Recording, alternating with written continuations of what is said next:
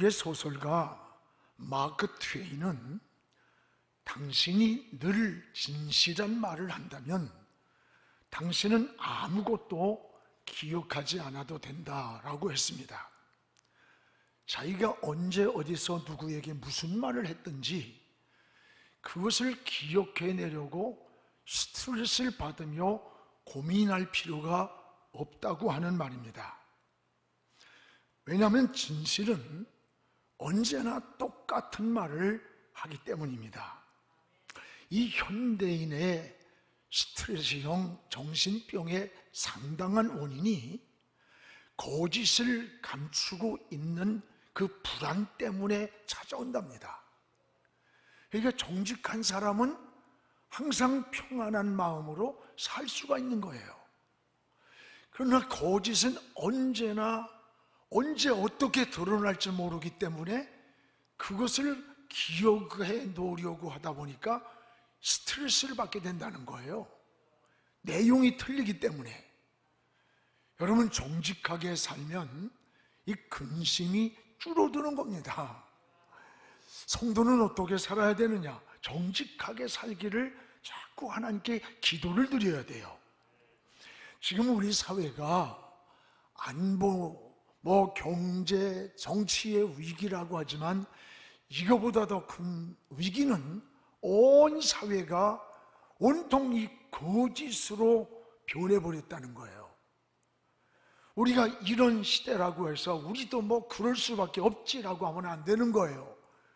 이런 시대일수록 우리 그리스도인들은 하나님 앞에 어떻게든지 정직한 기도, 정직한 예배, 정직한 신앙으로 살기를 힘써야 되는 거예요. 이게 신앙인의 삶입니다. 하나님은 사울에게 내가 전쟁에 승리를 주겠다, 그 대신 아말렉을 이기고 나면 아말렉에서 잡아온 사람이든 짐승이든 모조리 죽이라는 거예요. 왜? 그 아말렉의 뿌리가 살아나서 또 적이 되기 때문에. 그런데 전쟁을 이기고 났더니 이 사울이 왕궁뜰에다가 건강한 짐승을 감추는 거예요. 하나님의 목소리를 청종하지 않고 사울은 숨겨버렸어요. 하나님은 사울을 왕 세운 것을 후회한다고 할 때 이 사실을 사무엘이 알려줬는데도 불구하고 회개하고 돌이키는 게 아니라 변명하고, 그리고 사울 왕은 거짓말을 하는 거예요. 여러분, 결국 사울은 버림을 받게 됩니다. 이 사실이 사울의 왕의 치명적 초대 왕으로 버림받는 동기가 된 거예요. 이 지도자의 가장 중요한 덕목이 뭐냐? 그게 정직성이라고 합니다. 정직하지 못한 지도자를 백성이 따르지 않습니다. 오늘 사울도 결국 하나님 앞에 이 거짓됨이 버림을 받은 거예요. 오늘 사랑하는 여러분, 우리는 그리스도인이 산 삶이 뭐예요? 가정에서나 사회에서나 부부간에도 자꾸 정직하게 살려고 해야지, 아무리 부부가 사랑한다고 해도 상대가 거짓말을 자꾸 하고 신뢰를 잃으면 그 사랑이 금이 갑니다. 이 정직한 자가 하나님의 축복을 받는 거예요. 정직하게 사는 사람은 항상 마음이 평안한 거예요. 정직한 나라가 바로 건강한 나라입니다. 하나님은 오늘 우리에게 어떤 완전함을 요구하지 않습니다.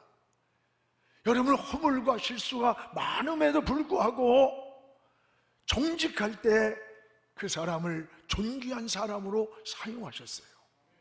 그렇습니다. 거짓은 세 가지가 있습니다. 하나는 자신이 자신을 속이는 겁니다. 또 하나는 다른 사람을 속이는 거짓입니다. 그 다음에는 하나님을 속일 수 있다고 하는 어리석음입니다. 근데 문제는 이 거짓의 뿌리가 누구냐는 거예요. 이 거짓의 뿌리는 마귀입니다. 결국 거짓은 마귀에게 속는 일입니다.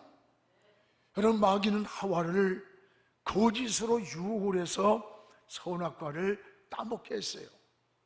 알 중에 독사의 알이 가장 아름답답니다. 그런데 그 아름다운 알 속에 가장 무서운 독이 들은 독사의 새끼가 나오는 거예요. 요즘은요, 이 명품도 겉에서 이렇게 보면 가짜가 더 아름답고 화려하대요. 진짜 같이 보이고. 여러분, 사기꾼이 사기를 당하는 건 사기꾼이 더 인격적이고 더 신사적으로 보이는 거예요. 그래서 사기를 당하는 거예요. 사기꾼이 사기꾼같이 보이면 그 사람한테 사기 안 당해요. 오늘 주님은 우리의 신앙을 이 몇 가지 비유로 거짓된 신앙을 지적을 합니다. 하나는 마태복음 13장 25절에 보면 가라지로 비유를 했습니다. 여러분, 거짓 신앙인을 곡식 가운데 뿌려진 독보리와 같은 가라지라는 거예요. 또 하나는 양의 탈을 쓴 이리로 비유를 했어요. 마태복음 7장 15절에 보면 이리가 왜 양의 탈을 쓸까요? 그 순진한 양을 속이기 위해서 양의 탈을 쓴 이리로 비유하는 거예요. 또 하나는 마태복음 23장 27절에 보면 회칠한 무덤으로 비유했어요. 무덤이 그렇게 화려하고 아름다운 잔디로 단장이 됐지만 그 속을 들어가 보면 파헤치면 온갖 썩은 송장이 들어있는 것처럼 우리의 모습이 겉으로는 거룩하고 경건해 보이는데 우리의 내면에는 온갖 더러움과 불법으로 가득하다는 거예요. 이런 거짓을, 이런 거짓된 신앙을 이런 비유로 말씀했어요.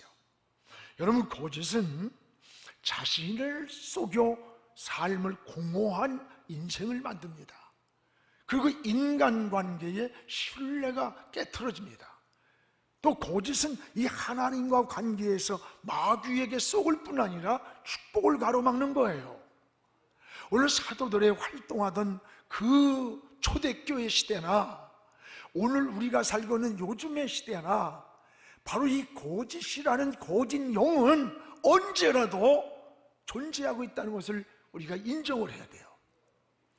여러분, 우리는 거짓을 분별하는 지혜가 필요합니다.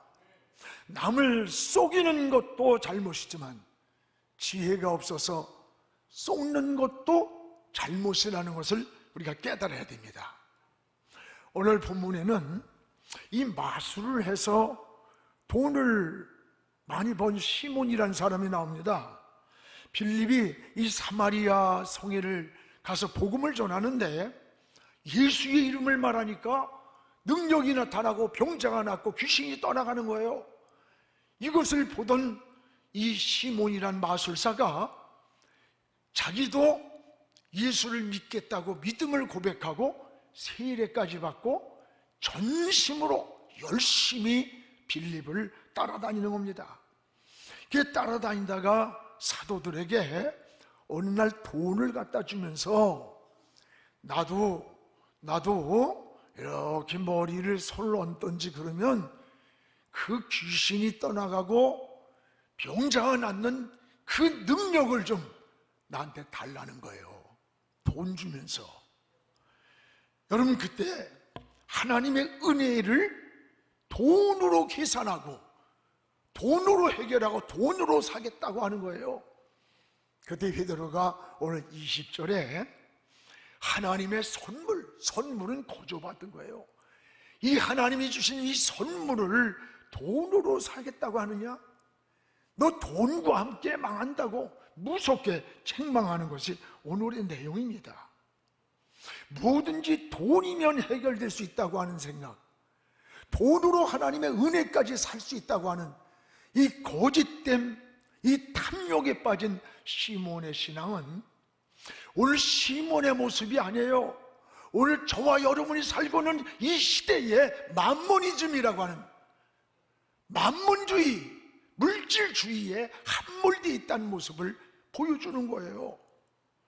그러나 여러분, 돈이 이 눈을 가리면 하늘에 신령한 것이 보이질 않습니다. 돈이 오늘 여러분 우리의 눈을 가리면 위에 계신 저 하나님을 볼 수가 없는 거예요. 그런데 오늘 마술사 시몬은 주님을 따르는 그 목적이 빗나갔어요. 따르는 목적이 잘못된 거예요. 같이 한번 읽읍시다. 13절을. 시몬도 믿고 세례를 받은 후에 전심으로 빌립을 따라다니며 그 나타나는 표적과 큰 능력을 보고 놀랐다. 오늘 이 시몬이 누구예요? 이 사마리아 성에서 마술로 사람을 속이고 눈을 속이고 놀라게 하는 이 마술사예요. 그런데 이 마술사가 지금 예수를 믿겠다고 믿음을 고백하고 세례를 받았다는 사건이에요. 그러나 진정한 이 사람이 그리스도인이었을까? 시몬은 본래 사마리아 성에서 사람을 속이는 마술사인데 빌립이 사마리아 성에서 예수를 전하니까 능력이 나타나요, 병자가 일어나요, 귀신이 떠나가요, 표적이 나타나니까 이 시몬이 고백을 하면서 나도 예수 믿겠다, 그리고 세례도 받겠다는 거예요. 열심히 따라다니는 거예요. 근데 여기에 마술사 시몬이 참으로 순수한 그리스도를 믿었는지 아니면 단순한 기독교 진리에 동의만 했는지 그 문제가 제기될 수가 있어요. 여러 가지 주석을 찾아보니까 어떤 사람은 믿음으로 구원받았다고 하는 데도 있고 어떤 그 사람은 가짜다 라고 하는 데인데 저는 후자라고 생각돼요. 왜냐하면 겉으로 보면 회심한 그리스도인처럼 보입니다. 그러나 그가 행하는 뒷모습을 보면 무늬만 그리스도인으로 살아간다는 모습을 열심히 보여주지만 그 모든 삶이 거짓된 신앙이라는 것을 보게 되는 거예요. 여러분, 오늘날도 이 무늬만 그리스도인들이 얼마나 많은 거예요. 오늘 이 시몬의 모습이 오늘 우리 한국교회도 우리 가운데서도 있을 수 있다는 거예요. 성직자들을 가르치는 이 신학 교수들 중에도 학문적으로 기독교를 이해하고 학문으로만 가르치면서 정작 자신은요, 자기는 성경을 안 믿는다는 거야. 독일 같은 데 굉장히 많습니다. 그리고 자기는 부활이 어디 있느냐, 천국 지옥이 어디 있느냐고 믿지 않는 거예요. 이걸 사변화된 신학, 사변이 뭐예요? 생명이 죽은 신학을 가르치고 있는 거예요. 이게 오늘의 현실이에요. 이런 데서 성직자들이 나오니까 동성애들이 축제를 하는데 거기 가서 목사가 축도를 하고 앉아있어.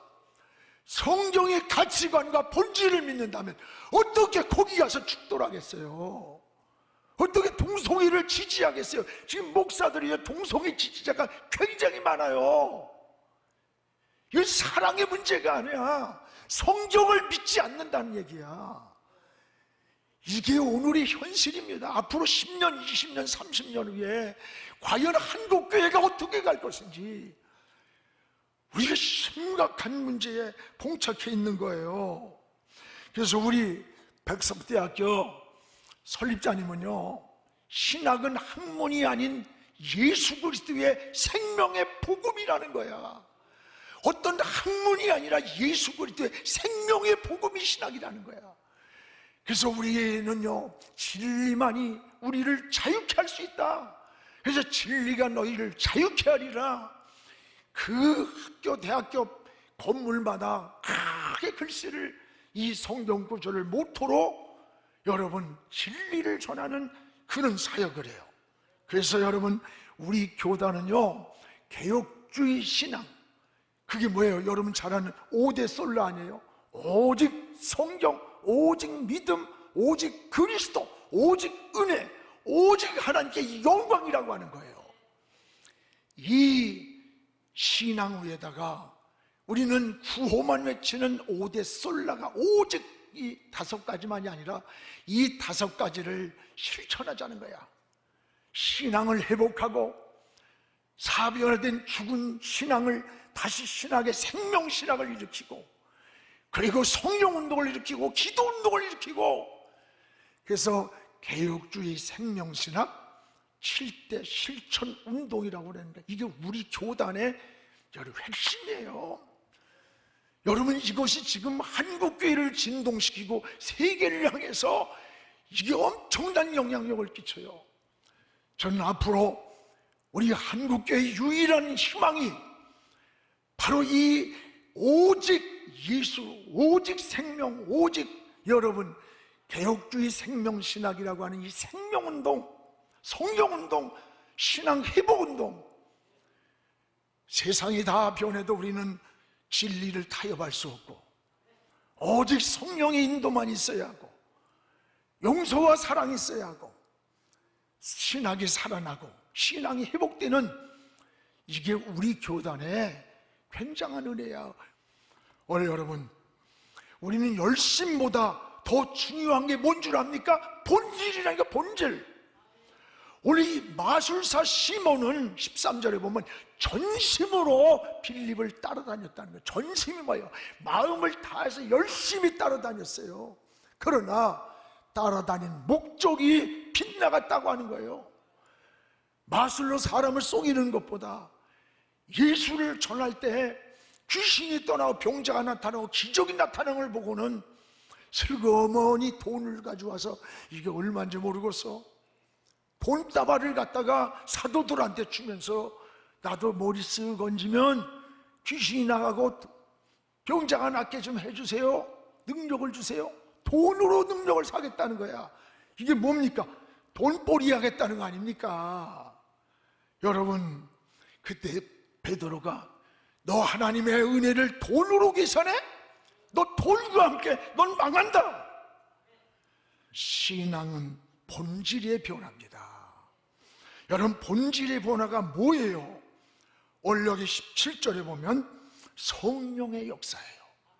성령의 은혜, 이걸 받아야 근본적 변화가 일어나는 거예요. 우리 17절 한번 같이 읽어봅시다. 이에 두 사도가 그들에게 안수하며 성령을 받는지라. 사마리아 성에 성령의 역사가 일어나기 시작했어요. 성령이 역사하니까 어둠과 빛이 갈라지고 알곡과 쭉정이가 구별되고 비진리와 진리가 구별이 되는 거예요. 오늘 사랑하는 여러분, 오늘 우리도 성령의 은혜를 받아야 돼요. 사모해야 돼요. 그래서 그 성령 충만함으로 살기를 늘 기도해야 됩니다. 이 성령 충만은 이미 예수 믿고 구원받은 사람이 세상을 이기고 죄를 이기고 환경과 나를 이길 수 있는 이 힘을 하늘로부터 공급을 받는 거예요. 여러분, 왜 어린아이가 잘 넘어집니까?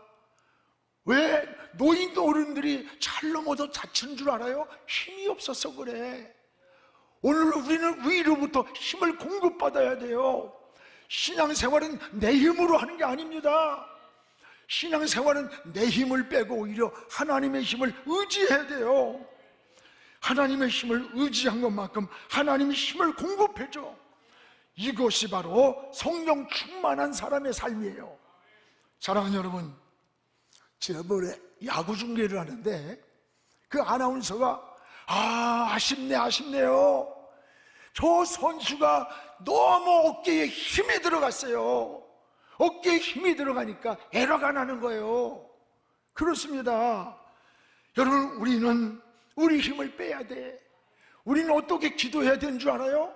하나님, 저는 할 수 없어요. 그러나 하나님은 할 수 있습니다. 저는 부족합니다. 그러나 하나님의 능력은 무한합니다. 의사는 나를 포기한다고 합니다. 그러나 하나님은 세포 하나까지도 만드셨습니다. 고장난 세포 하나하나까지도 하나님이 고쳐주세요. 이게 은혜 받은 자의 삶이에요. 이게 하나님의 능력인 것입니다. 이때 여러분, 성령님 우리 도와주세요. 성령님 내 길을 인도해 주세요. 성령님 나의 길을 책임져 주세요. 이때 성령은 우리의 연약함을 도와주시는 거예요. 사랑하는 여러분, 신앙의 본질은 변화예요. 이 변화가 뭐예요? 우리는 성령의 충만함을 사모해야 돼. 성령의 은혜를 사모하시기를 축원합니다. 오늘 그런데 오늘 이 시몬은 이 거짓 신앙의 잘못된 이 가치관을 가지고 성령의 하나님 준 선물의 은혜를 돈으로 계산하고 돈으로 살려고 하고 이 목적이 빗나간 거예요. 20절만 우리 같이 읽어보겠습니다. 베드로가 이르되 내가 하나님의 선물을 돈 주고 살 줄로 생각하였으니 네 은과 함께 네가 망하리라.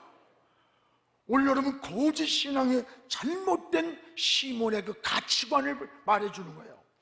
야, 너 하나님의 은혜를 너 열심히 따라다니면서 결국은 돈으로 그 은혜를 살려고 하느냐? 돈으로 사겠다는 거예요. 성령의 은혜를 사모하는 목적이 지금 빗나간 거예요. 여러분, 돈벌이 하는데 쓰겠다는 거예요. 돈벌이 하는데.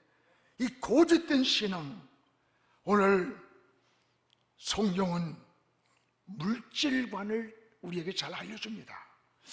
이 물질이라고 하는 것은 악한 게 아니에요.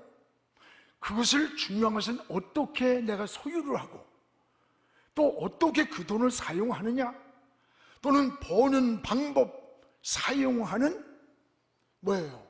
어떻게 그 돈을 사용하느냐, 이 사실이 악이 될 수도 있고 그 돈이 선이 될 수도 있는 거예요. 돈 때문에 하나님을 버린다든지 양심을 버리고 죄를 짓는다면 그 돈은 일만하게 악이에요. 그러나 반대로 돈을 선하게 사용할 때 그 돈은 하나님의 축복이 되는 거예요. 여러분, 물질에 많은 복을 받기를 주의 이름으로 축원합니다. 우리는 뭐든지 오늘 목적이 바로 되어야 된다는 것을 잊지 않기를 바랍니다. 우리에게 은혜를 주신 목적이 뭡니까? 한마디로 하나님의 영광입니다. 하나님의 영광을 위해 살라고 우리에게 은혜 주셨음을 감사해야 돼요. 내가 불쌍해서 오래 살아야 되는 게 아니야. 바울이 여러분 불쌍해서 살려준 게 아니야. 저 로마로 가서 복음을 전해야 할 하나님의 영광의 목적이 있기 때문에 살아야 됐던 거예요. 살려주셨던 거예요. 우리는 하나님의 영광을 위해 살기를 늘 기도해야 되는 겁니다. 그래서 기도를 해도 하나님께 목적이 하나님의 뜻에 맞아야 응답이 되는 거예요. 저 솔로몬이 성전에 가서 기도할 때에 솔로몬이 지혜를 구할 때 하나님 마음에 맞은지라 솔로몬이 구하지 않은 부귀 영화까지도 내가 너에게 주리라고 했습니다. 그렇습니다. 여러분, 정치를 하든 사업을 하든 인생의 성공의 꿈을 꾸든 인생의 목적을 바로 가지시기를 바랍니다. 근데 요즘 정치가 왜 그런지 모르겠어요. 이 지도자들이 여야 할 것 없이 미래에 대한 생각, 나라를 생각하고 신음하고 있는 이 백성들의 이 고통, 이 아픔을 느끼고 있는 것 같지가 않아. 찾아볼 수가 없어. 10년, 20년 후에 지금은 이 백성들이 얼마나 울고 있는지, 지쳐 있는지. 여러분, 지금 코로나로 죽는 사람보다 자살로 죽는 게 더 많다는 거예요. 너무 힘들고 지쳐서. 오늘 여러분, 나라는요 국력이 튼튼해야 돼요. 그리고 경제가 안정이 돼야 되고, 그리고 힘이 있어야 되는 겁니다. 이 평화라고 하는 것은 힘 있는 자가 평화를 만들 수 있는 거예요. 힘없는 사람은 평화를 구걸하는 거, 구걸. 사랑하는 여러분, 시몬과 같이 목적이 빗나가면 정치든 경제든 교육이든 신앙이든 박살나고 무너져 버리는 거예요. 여러분, 이걸 잊지 말아야 합니다. 우리 사랑하는 영혼의 성도 여러분, 거짓이 얼마나 불행인가를 알아야 돼요. 여러분, 자신을 속이고 남을 속이고 하나님까지 속이려고 하는 이 거짓이 얼마나 무서운 불행인가를 여러분 잊지 않기를 바랍니다. 우리는 수없는 허물이 많아요. 실수가 많아요. 저도 허물이 많은 사람이에요. 그러나 그럼에도 불구하고 진실한 믿음으로 정직한 마음으로 하나님의 보좌 앞으로 여러분이 나가면서 아버지의 이름을 부를 때 하나님은 우리를 붙들어 주시는 거예요. 우리의 기도에 귀를 기울여 주시는 거예요. 오늘 이런 믿음의 보좌 앞으로 나가기를 축복합니다. 오늘도 7뼈를 붙잡고 7 금토대 사이에 왕래하시는 우리 주님께서 오늘 여러분을 붙잡아 주시고 우리 영안교회를 붙잡아 주시고 한국교회를 붙잡아 주시고 우리 내 나라 내 조국을 붙들어 주시기를 주의 이름으로 축원합니다. 지금은 미디어 선교를 위한 헌금 시간입니다.